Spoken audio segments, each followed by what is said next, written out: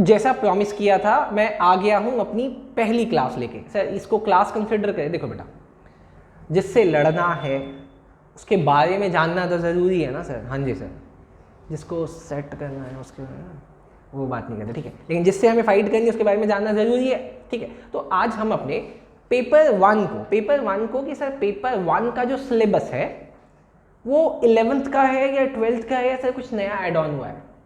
ये सर बहुत लोग कहते हैं मुश्किल है, और इंस्टीट्यूट आपका 25-30% रिजल्ट निकाल रहा है, इसका मतलब 100 में से 25 बच्चे पास होते हैं, 75 बच्चे फेल हो रहे हैं। सर वो तो कॉमर्स वाले बच्चे हैं ना जो फेल हो रहे हैं, 12th तो पास करके आए, तो सर इसका मतलब वो 12th का सिलेबस नहीं है। ये क्या क्या मिसकंसेप्शन है, आप एक बार पहले सिलेबस देख लो, है ना, फिर हम लोग शुरू करेंगे बेटा, ठीक। चलो जी, देखो आपकी स्क्रीन पे दिखा होगा एक पेज, ये किसका पेज है सर? ये इंस्टीट्यूट का पेपर 1 का सिलेबस है, जो आपके 100 मार्क्स का एक पेपर आएगा। पहला पेपर होता है ये पूरा आपका रिटर्न होता है, जहां पे आपको लिख के पास करना होता है। आपको 3 घंटे मिलते हैं बेटा इस पेपर को सॉल्व करने के लिए, ठीक सर। सर अब इसका सिलेबस देखो बेटा, आपका पहला इसमें जो चैप्टर है, चैप्टर का नाम है theoretical framework. Sir theoretical framework के अंदर कितने यूनिट है बेटा? 1 2 3 4 5 6 7 8 9 टॉपिक है सर। लेकिन इसमें सबसे लास्ट वाला देखो बेटा क्या है, इंडियन अकाउंटिंग स्टैंडर्ड। आपको याद होगा 11th की किताब में आपने इसको पढ़ा था थोड़ा सा, यहाँ पे उसको भी थोड़ा सा ही पढ़ना, बहुत ज़्यादा नहीं पढ़ना, बहुत थोड़ा सा पढ़ना, ठीक। लेकिन सर एक चीज़ उसके बगल में भी आपने कुछ लिखा सर, ये क्या है, 5 to 10% आपका जो एग्जाम होता है ना बेटा, एग्जाम में जो क्वेश्चन नंबर 1 है वो मैंडेटरी क्वेश्चन है। ओके सर, मैंडेटरी का मतलब अरे मतलब करना पड़ेगा, वो क्वेश्चन आप छोड़ नहीं सकते हो। अच्छा, उस क्वेश्चन में भी 3 पार्ट होते हैं या कई बार 2 पार्ट होते हैं, मतलब क्वेश्चन नंबर 1 A B या question number 1 A B C।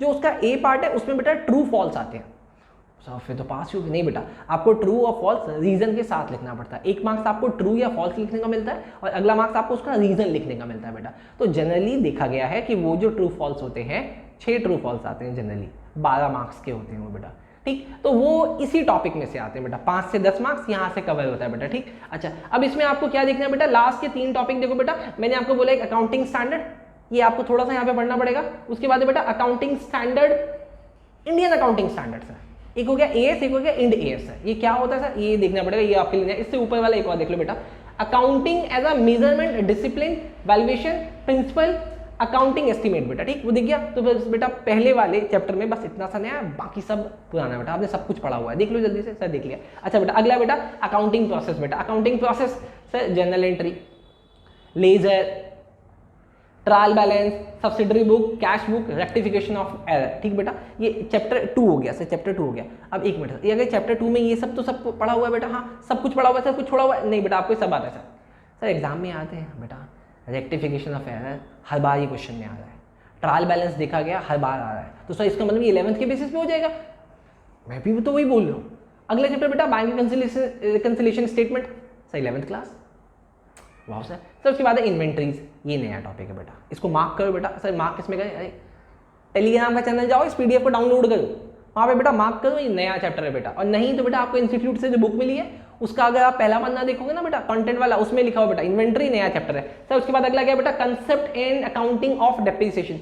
Sir ये डेप्रिसिएशन पढ़ा हुआ है सर, ये भी वही है, हल्का सा माइनर सा चेंज है सर, हल्का सा चेंज है बस, बाकी वही वाला है बेटा। नेक्स्ट है बेटा chapter 6 accounting for special transaction, ये बेटा नया है, ये नया है बेटा। अच्छा सर, इसमें अगर आप पहला वाला छोड़ दो ना, बिल्स ऑफ क्या नाम है, bills of exchange and promissory note बेटा, ये वाला अगर छोड़ दोगे बाकी सब नया है। तो सर क्या ये मुश्किल है? डिफिकल्टी लेवल बेटा इसका 0 है सर, मतलब डिफिकल्ट नहीं है, बिल्कुल नहीं है। हमारे यहाँ पे ये सारे टॉपिक, ये बेटा sales of good on approval और return basis, consignment, average due date और अकाउंट करंट 5 क्लासेस में खत्म हो जाते हैं। नहीं सर आप झूठ बोल रहे हो, अबे पढ़ोगे तो भी तो पता चलेगा, 100% रिजल्ट वाले लोग हैं हम लोग, कभी फेल नहीं हुआ कोई। 5 क्लासेस में बेटा ये खत्म होता है बेटा, ठीक है। चलो सर अगला है, उसके बाद है final account for sole proprietor. मस्त सर 11th क्लास में पढ़ के आए अपन, अबे पढ़ के तो आए, तुम पढ़ के तो आए, लेकिन क्या तुमको ये बात पता चली कि वहां जो आप पढ़ के आए वो ट्रेडर्स का था? नहीं सर, क्या बोला आपने? अरे एक जो बिजनेसमैन होता है ना, सोल प्रोप्राइटर, वो 2 तरीके का होता है, या तो वो कुछ खरीद के बेच देता है या फिर वो कुछ खरीद के प्रोसेस करके बना के बेचता है। और जैसे एक चेयर मैन्युफैक्चरिंग कंपनी, वो प्लास्टिक्स लाती है, मेल्ट करती है, मोल्ड करती है, फिर चेयर बना के बेचती है बेटा, वो होगी मैन्युफैक्चरिंग यूनिट। लेकिन एक आदमी क्या था, वो चेयर लाता है, चेयर बेचता था, ट्रेडर। जो आपने 11th क्लास में पढ़ा ना बेटा, वो आपने पढ़ा था, वो चेयर खरीद के लाता था, चेयर बेच देता था, ट्रेडर पढ़ाया आपको वहाँ पे। मैन्युफैक्चरर नहीं पढ़ाया तो सर यहाँ पे हाँ जी बेटा बस इतना सा एक ऐड ऑन हो जाएगा सर, वहाँ पे आपने पढ़ा था trading profit and loss account balance sheet, यहाँ पे उससे एक चीज़ और ऐड हो जाएगी manufacturer account. Done sir, sir बहुत बढ़िया सर, बहुत मस्त मजा आ रहा है बेटा। उसके बाद अगला पार्टनरशिप अकाउंट सर, सेम बिल्कुल सेम बेटा। देखो जो बच्चे इस सेशन और पिछले सेशन में पढ़ के आए हुए हैं बेटा, उन्होंने ना एडजस्टमेंट ऑफ कैपिटल नहीं पढ़ा, बाकी सारा सेम है सर, एग्जैक्ट सेम, कोई चेंज नहीं। डन सर, सर मजा आ जाएगा, ये तो बिल्कुल 12th का हो गया सर। उसके बाद है financial statement of NPO not for profit organisation. Sir हमारा तो सिलेबस में कटवा दिया गया था, अबे वहां आपका कटवाया नहीं गया था, आपका कटवा दिया था, आपका काटा था उन्होंने। देखो फाउंडेशन में आ गया सर, ये मुश्किल है, अबे बहुत आसान है, मेरे से पढ़ोगे तो आसान है बेटा, बाकी कहीं पढ़ो मुझे नहीं पता बेटा, मैं तो अपनी बात करता हूँ बेटा, हम तो बहुत आसान तरीके से पढ़ाते हैं, बाकियों का मुझे नहीं पता बेटा।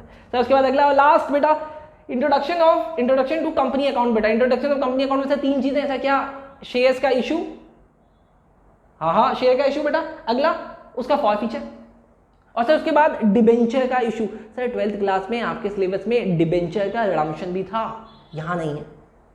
तो सर कुल मिला के बात ऐसी हो गई है कि सर सिलेबस मोस्टली 11th का, थोड़ा सा 12th का और कुछ नहीं टॉपिक। तो सर इसका मतलब अगर 11th पढ़ ले अच्छे से, 12th पढ़ के आए हैं बहुत अच्छे से, और सर थोड़ी सी मेहनत आप हमारे साथ कर दो तो सर नैया लग जाएगी पार बेटा। नैया पार नहीं लगानी, 100 में 100 लानी है। नैया पार लगाने के लिए हम नहीं आए बेटा, हम आपको आए 100 में 100 दिलाने के लिए बेटा। अगर सिलेबस समझ में आया तो बेटा जल्दी से आज अपनी एक कॉपी बना लो बेटा। सर किस चीज़ की कॉपी, अबे जिसमें मैं आपको पढ़ाऊंगा, कंसेप्ट कराऊंगा, क्वेश्चन कराऊंगा। तो कितने पन्ने होने चाहिए, बस बेटा 400 पन्ने बेटा। 400 पन्ने वाली कॉपी में बेटा आपका काम हो जाएगा। चलो जी मिलते हैं बेटा अगले वीडियो में, जहाँ पे हम लोग शुरू करेंगे एक नया चैप्टर। चलो जी बाय बाय।